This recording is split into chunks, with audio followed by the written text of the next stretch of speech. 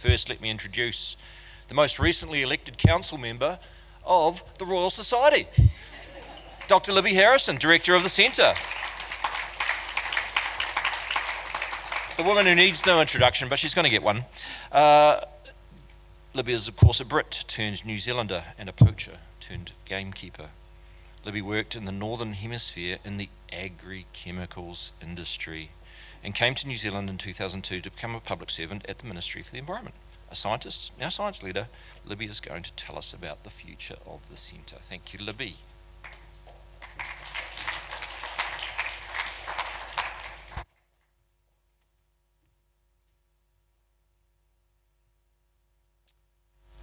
Ko tēnei tuku mihi ki ngā tangata whenua o te rohe nei.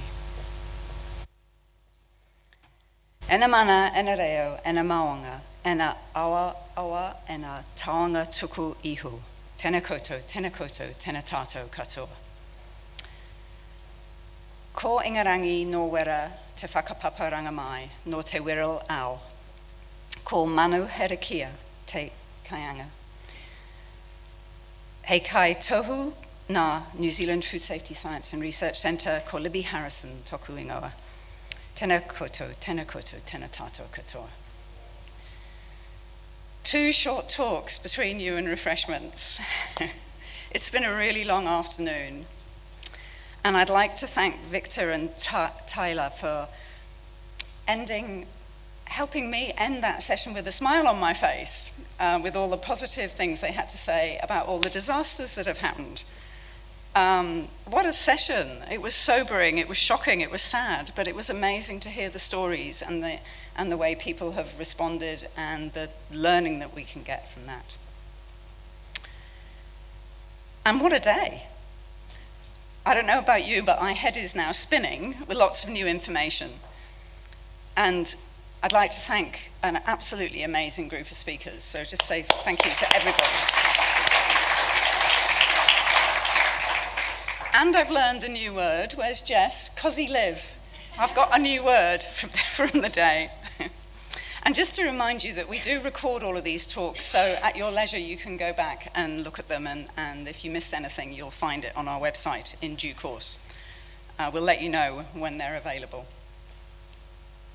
And it's not over yet. We've got an evening panel to come and the women's breakfast tomorrow morning.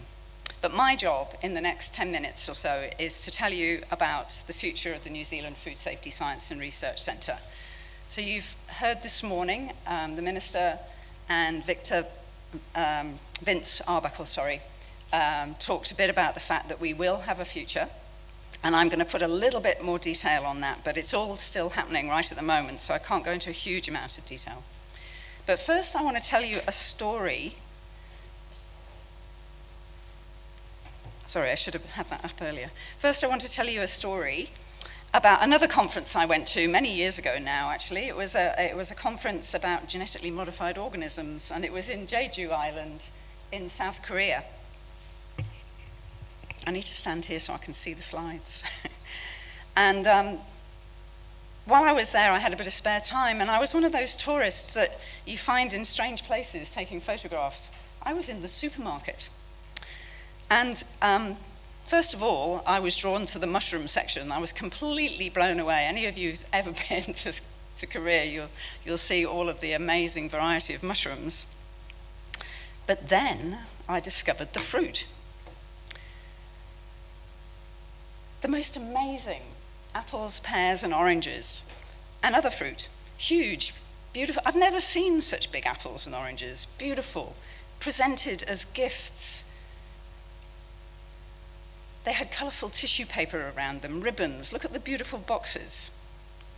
Absolutely stunning. And lo and behold, this beautiful fruit was from New Zealand. South Koreans clearly treasure the food from New Zealand. It's the best. It's special.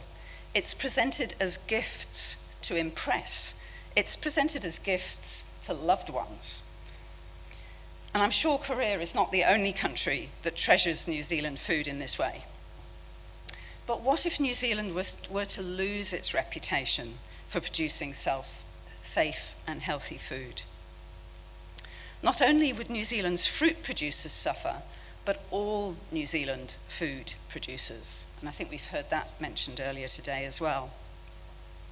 And this is where the centre comes in, working in partnership with industry, with Māori, with government and research organisations. We facilitate the science and research behind keeping New Zealand's food safe.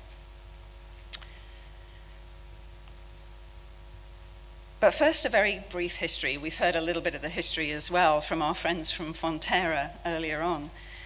But a huge shout out to our foundation members, the Meat Industry Association, I know they're represented here today, Dairy Companies of New Zealand, Zespri, Fonterra, and our funders, MB and MPI.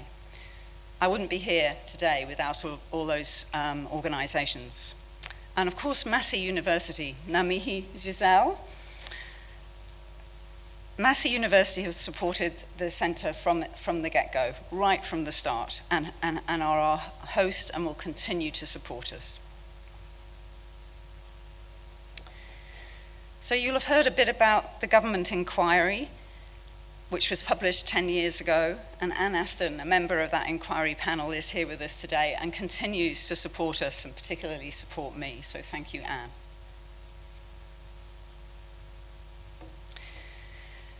The inquiry recommended a food safety science and research centre, a research centre that could be a virtual one, and so we are, and so we will continue. On this slide is one quote from the inquiry that I'm sure you'll agree with. It took this incident to raise awareness that food safety cannot be taken for granted. And that takes me back to what Vince Arbuckle talked to us about this morning and about his constant worry. We mustn't take food safety for granted. And Linnaire's collective mindfulness, I love that term. I'm going to continue to use that, as well as reminding myself of Vince's constant worry. So the centre's contract with the Ministry of Business, Innovation and Employment ends on the 31st of December this year, 2024. This was planned. It's the end of our contract. And we thank MB for working with Massey University and the centre from 2015 to set up the centre and to support us over 8 years and to provide 8 years of co-funding for research. Lots of great work has been done. But I'm delighted to inform you that from the 1st of January 2025, we will seamlessly move into a new funding arrangement. And the new funders are Massey University and New Zealand Food Safety. Together with industry, we will collectively fund the operations and research of the centre. There have been quite a few discussions over the past few months, as you can imagine. We heard that our contract wasn't to be renewed in March, and so I stand before you today after quite a few discussions with MPI New Zealand Food Safety, with Massey University, and with our industry members. And we've agreed in principle that the funding of true partnership should be approximately a third, a third, a third. And that is where we've got to. But we've also agreed, like many other organisations in this tight economic environment, that we are going to reduce our operational budget. So we've managed to look very carefully at our budget, and we've cut 20% out of our operating costs. So now I want to tell you a bit about what will be different in the future of the centre and what will be the ongoing benefits. So first of all, what's different? So you might be well asking, what on earth are they doing, cutting a fifth of their operating budget? How on earth they can do that? We wouldn't have been able to do it without our board. And our board, our governance board, includes Te Tira Whakamana, our Māori advisory group. So we're reducing the size of governance, including the Māori advisors, and they've also agreed to reduce their fees. Some of our operational staff will also reduce their time. And finally, we're going to reduce the number of face-to-face meetings of the board and the science leadership team. Not so much of industry, because we know the value that industry get from that networking, that knowledge sharing, that coming together. But reducing some of those face-to-face meetings will reduce travel, food, accommodation, etc. So these reductions in costs will have some consequences, but I hope not significant ones. So limiting the size of our board and limiting its breadth will reduce their ability to provide guidance and advice. So we won't get the same range and breadth of guidance and advice. But we've been talking about how we can manage that, maybe with an alumni scheme. Reducing the time of some of our operational staff will affect some of their capacity and also their response times. So bear with us if we're a little bit slower than we've been in the past. And the number of face-to-face meetings will reduce opportunities for collaboration and relationship building, which could lead to an erosion of trust. But I believe after 8 years, we've got strong foundations, and that should be limited. So I also want to remind us of the benefits of the centre. And I want to thank Te Tira Whakamana for allowing me to use this slide, which they developed. And it depicts, the slide originally was drawn to depict the strategic partnership between Te Tira Whakamana and the governance board, who now operate together as one governance group. Today I'm using the slide and the kumara to symbolise the centre and all its partners growing together and establishing deep roots, sweet and fruitful. And here are some examples of the things that we've achieved and the benefits that we will continue to provide through the work of the centre. First, we will remain independent and virtual, and that's been part of our negotiations.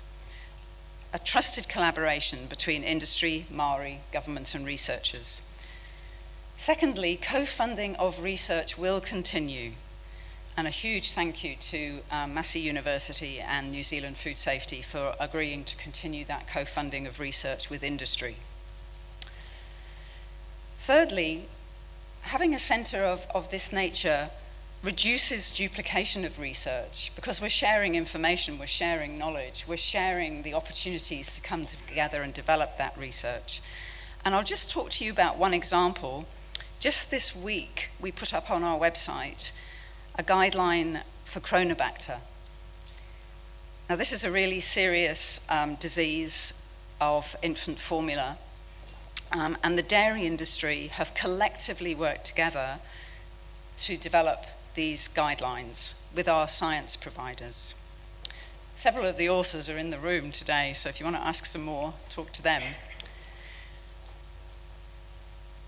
This guide brings together knowledge and information that can be shared across our dairy industries and ensure that we don't get a Chronobacter outbreak in New Zealand like the one they had in the USA in 2020, which caused some serious problems there. Fourth, industry and New Zealand Food Safety will continue to have access to our internationally connected multidisciplinary scientists, our research best teams. And my final example is that being a virtual centre, we can be nimble, flexible and responsive and allow rapid reaction in emergencies. We've just heard about recent emergencies from flooding, and the centre was very much involved with that. Together with MB and the scientists, quickly did what was the right thing, not asking who was going to pay, but got on with it. Luckily, we did manage to get funding after the fact. But another example I want to give you is during COVID-19. I don't know if you remember, but in the really early days of COVID-19, New Zealand had a problem with a cold sore in Auckland, and there was a big question around whether or not it was the food and the food packaging that was making the people ill.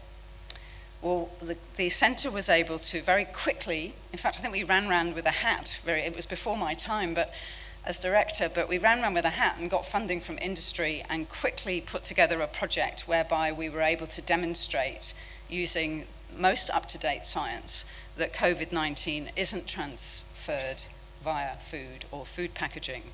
And in fact, I think on our website we've got the seventh rewrite of that.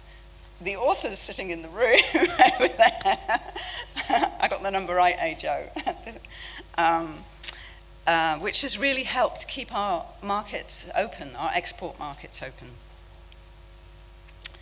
So there are very many more benefits than those 5 that I've just given you of the centre, and hopefully over drinks and nibbles you can talk about them as we know that we will continue.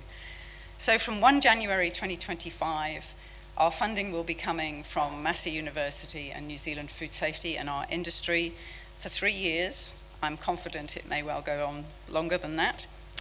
And I just want to end on this slide.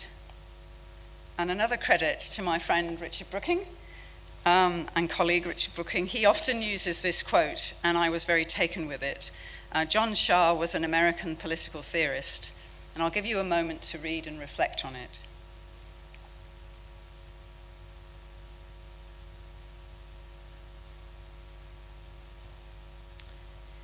Thank you to our industry members, to our Maori partners, to Massey University, and New Zealand Food Safety.